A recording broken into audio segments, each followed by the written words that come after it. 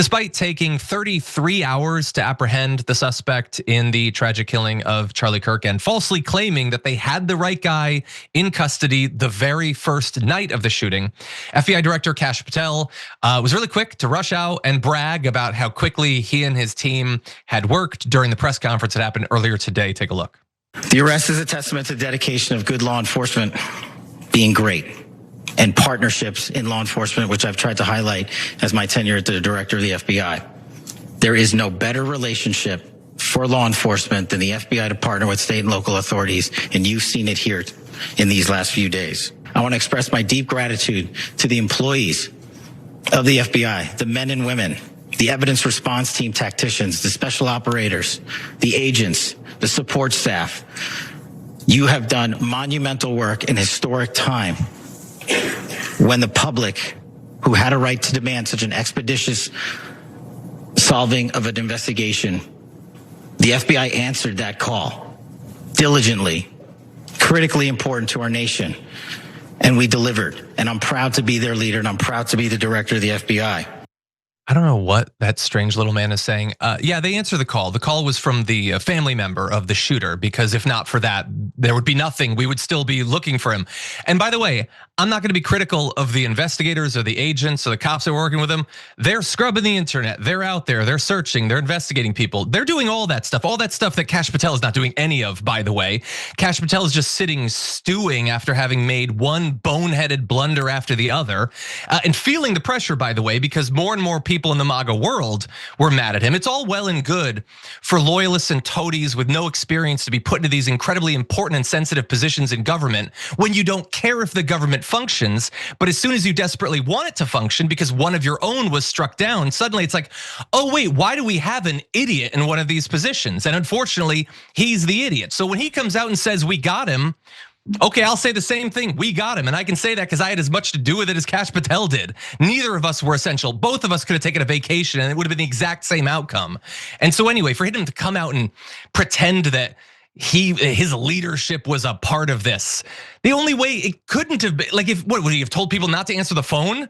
I guess that would have been bad leadership. Other than that, I don't think he was that important in this particular story. But anyway, before we get into the discussion, I want to give some evidence, some examples of that pressure that I referenced he was experiencing. Here is Steve Bannon and some other conservatives. So many unanswered questions, and I do not understand why law enforcement did not step up to the microphone and give some details.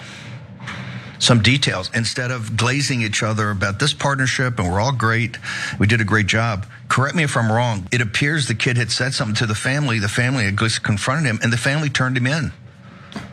I'm not seeing the great law enforcement work, and I'm not, saying there's not great law enforcement. They all came together, I got that, but this was not through law enforcement work. I don't know why Kash flew out there, thousands of miles to give us, hey, working partnerships and our great partnership in Utah. Okay, I got that. No offense to the law enforcement guys in the future of this.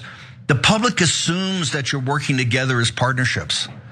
Exactly. Now, Kash may not know that because, again, he doesn't know what he's doing and he's not qualified for the position. So all of this might be another blessed discovery every day that he wakes up. But anyway, look, this is what you get when you put a guy like him who's only in that position because he's a loyalist. He wrote a fawning picture book about Donald Trump, and his main assistant is a bloviating podcaster.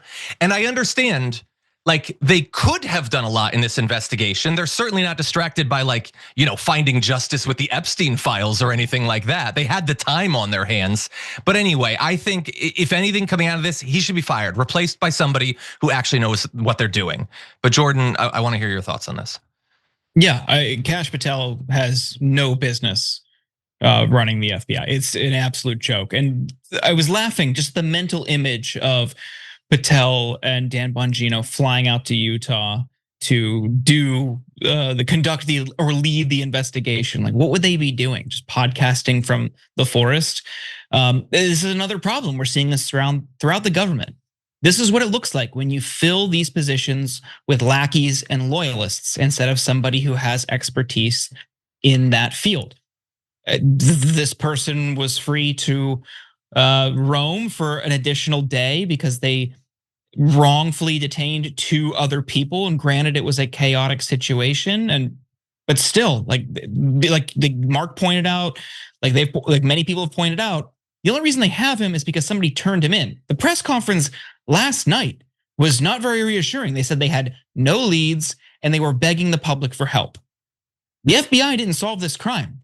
That's it. The public did. And it was somebody who seemed like they wanted the reward, who already knew him. Mark, any other thoughts? I know you talked a little bit about this earlier, but yeah, but this crew really can't wait to take a victory lap, and that's kind of why Bongino and Patel go out there and they sort of just to try to, in some way, take credit for an investigation they had nothing to do with. We said, I mean, it was like working the phones at a telethon. I mean, you essentially sit there, you take leads from the public, and the one that seems as though it's connected. And this one was, served up cleanly. It wasn't it wasn't like solving the case in New York where the CEO is shot on the street and you have to put together a jigsaw puzzle of little bits and fragments of information. This was a situation in which the family reached out. Bannon was right, and Bannon says some loathsome things later on in that same run. But he's absolutely right about the fact that essentially Bongino and Patel, they go out there and they're just there to sort of be part of the winner's circle.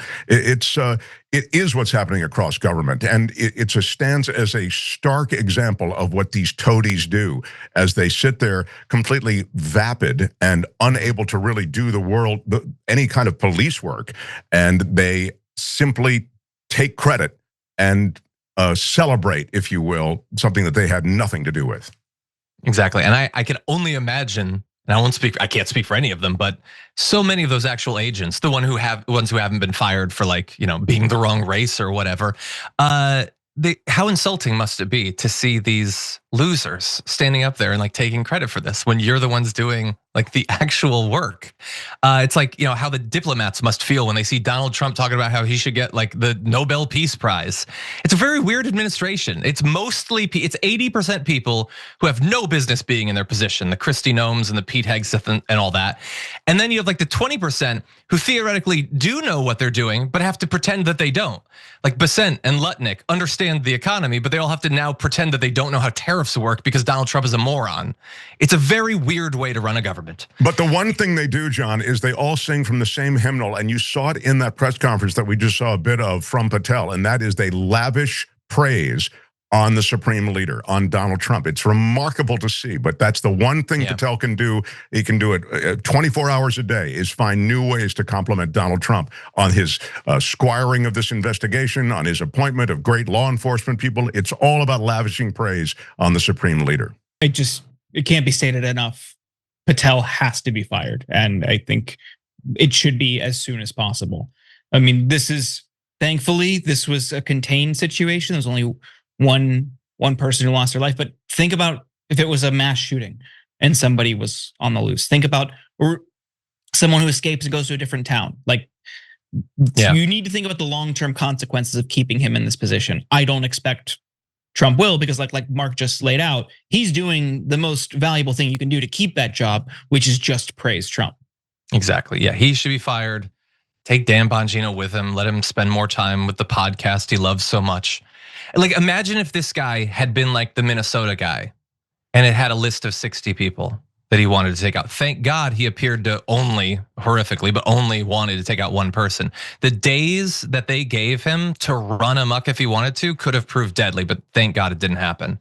Every time you ring the bell below, an angel gets his wings. Totally not true, but it does keep you updated on our live shows.